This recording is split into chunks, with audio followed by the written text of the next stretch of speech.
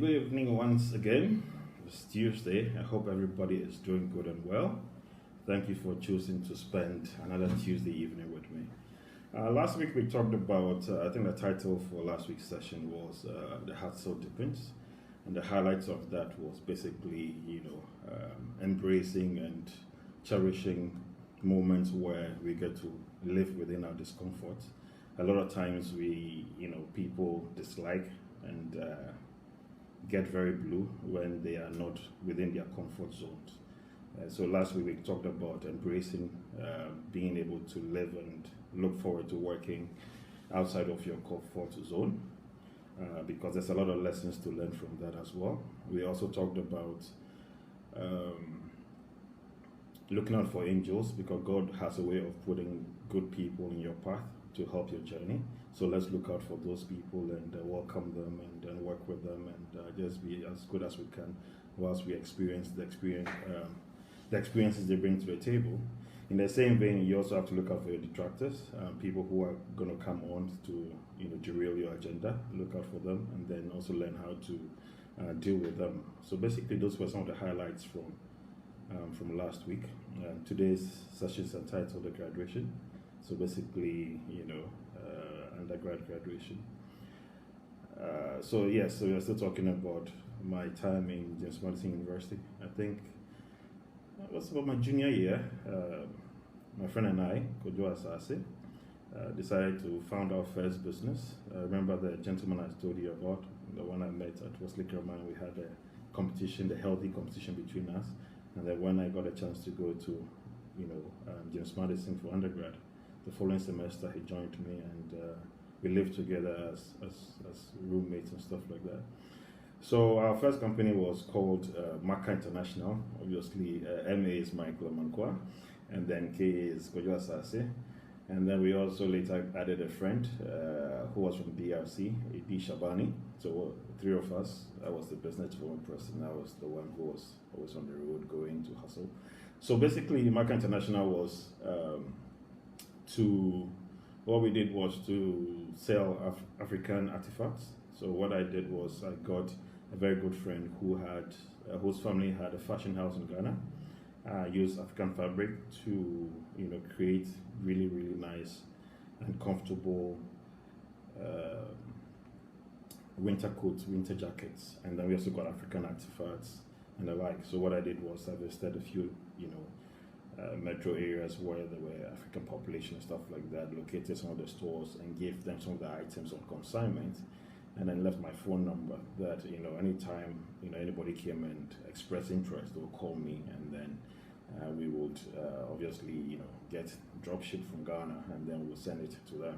So that was our first attempt at business. So that's about probably our junior year. I'm not sure we really knew what we were doing. It didn't last long, and because we all had our different agendas, our visions and dreams were not aligned, and we all had our own challenges as well in terms of survival and stuff like that. So it didn't really last long, but that was our first attempt, which was on record, Maka International.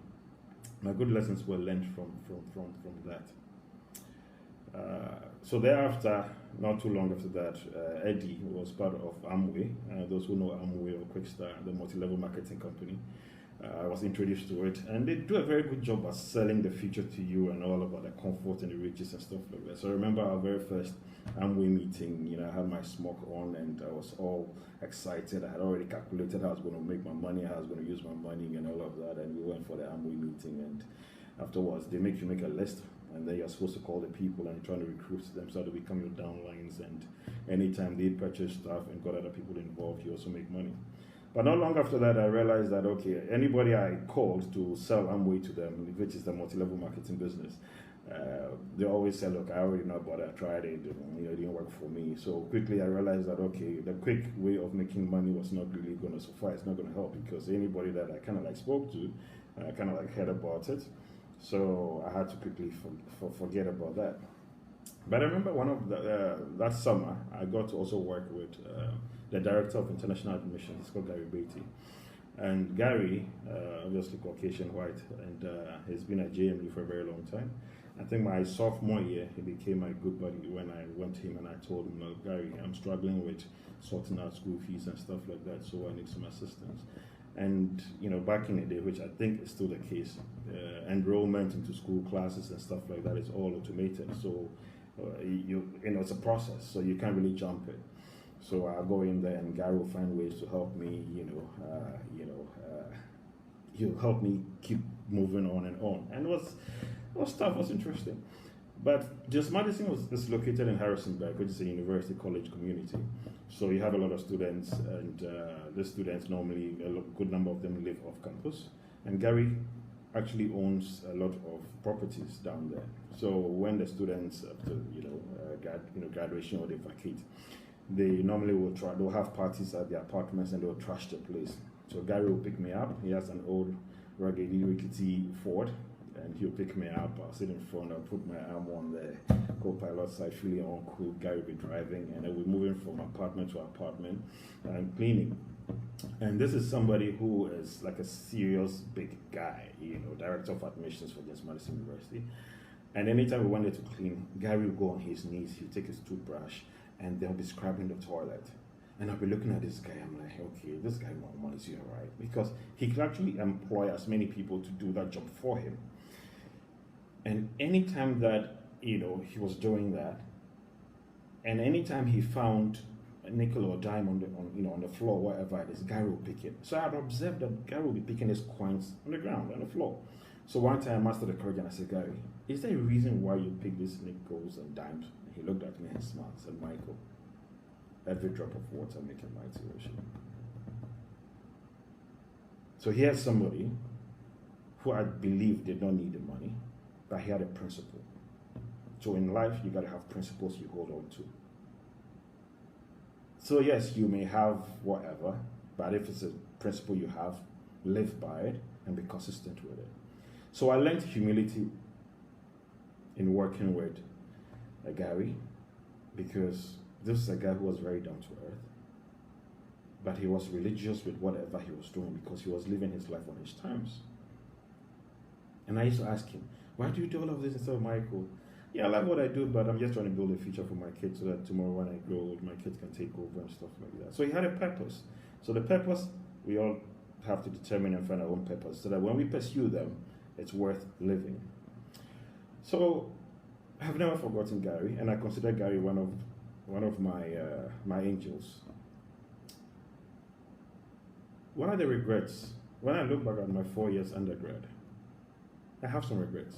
One, I should have enjoyed my 4 years. I didn't, because I was always on the move. I was always looking out for things that I thought were most important in terms of, look, I got to keep going. But I didn't live. One, I should have attended basketball games. I should have attended the football games, because those things were basically almost like free.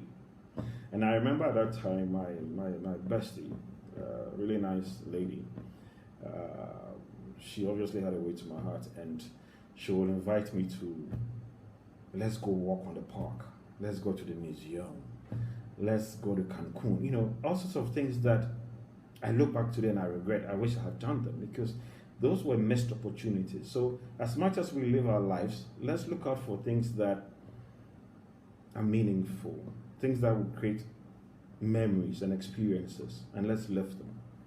So if you're on there in your college or somewhere, or you're working and you're part of a community or whatever it is, look out for those moments, those experiences that will create really beautiful memories, because as you age, you're going to realize that those are the things you play back and then you smile at. Those are the things that just gladdens your heart. So I look back and I regret not really socializing. And on the other side of it, my personality is not a type that socializes a lot, because I'm painfully an introvert. I like my little space, and I like to be alone, and I like to be quiet.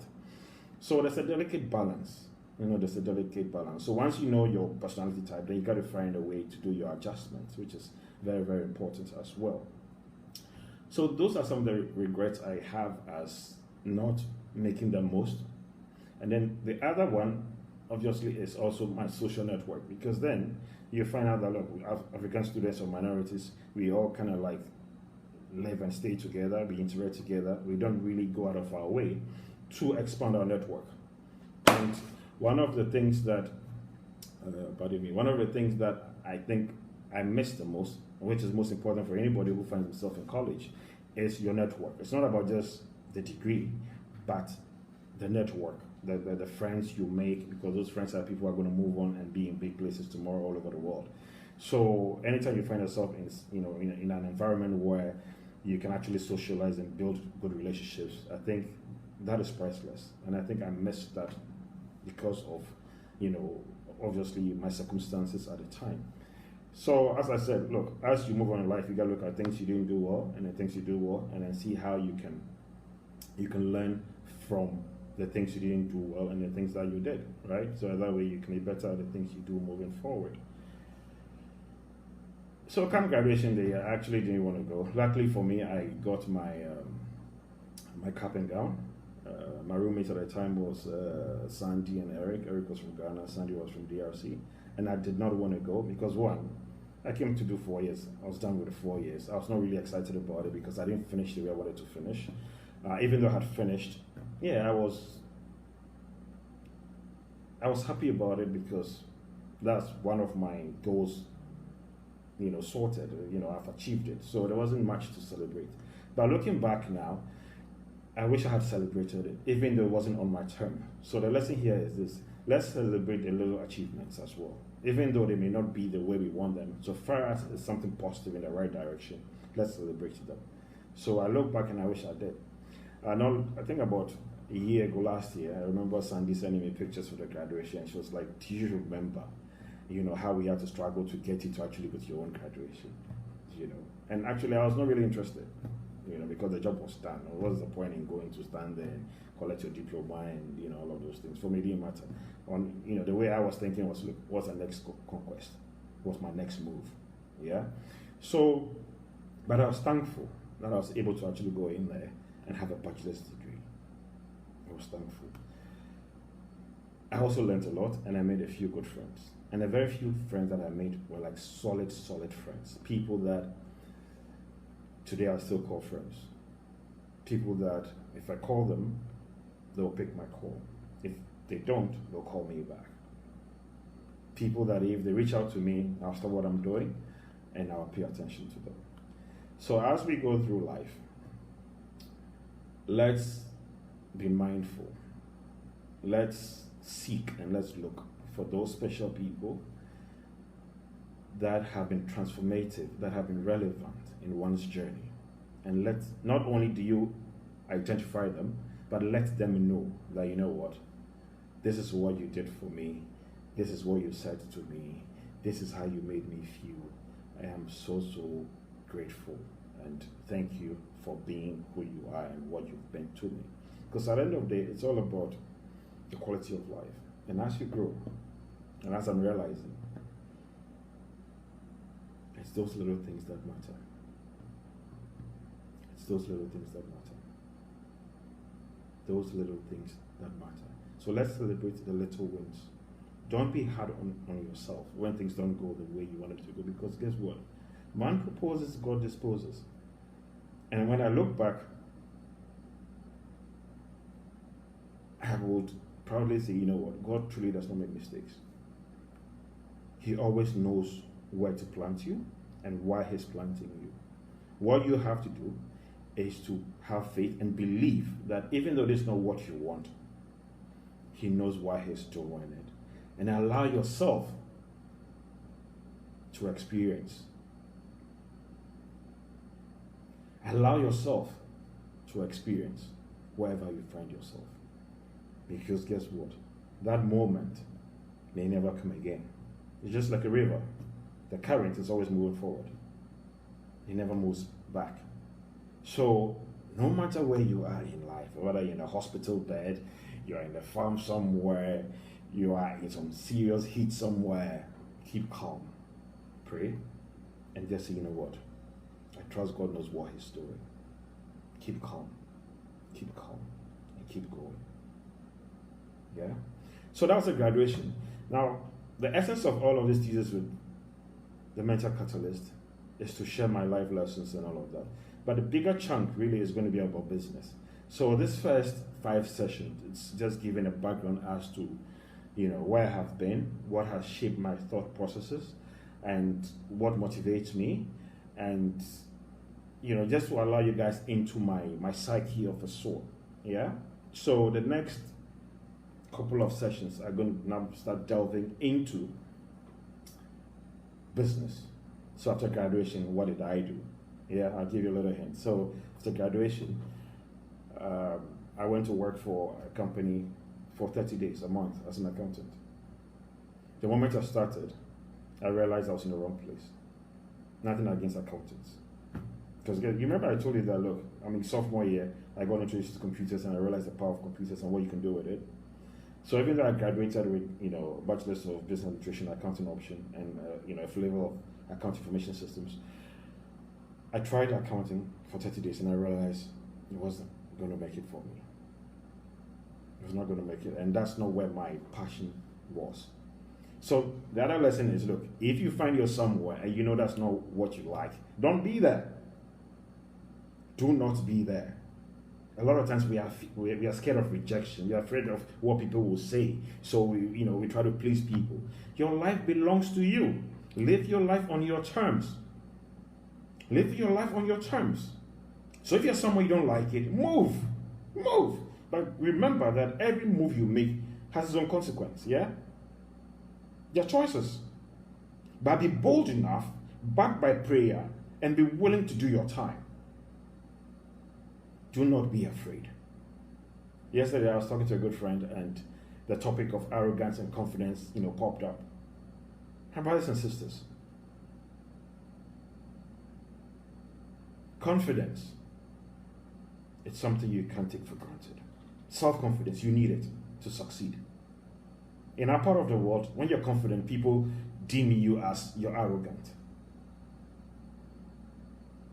As you're watching this, go and Google the meaning of arrogance.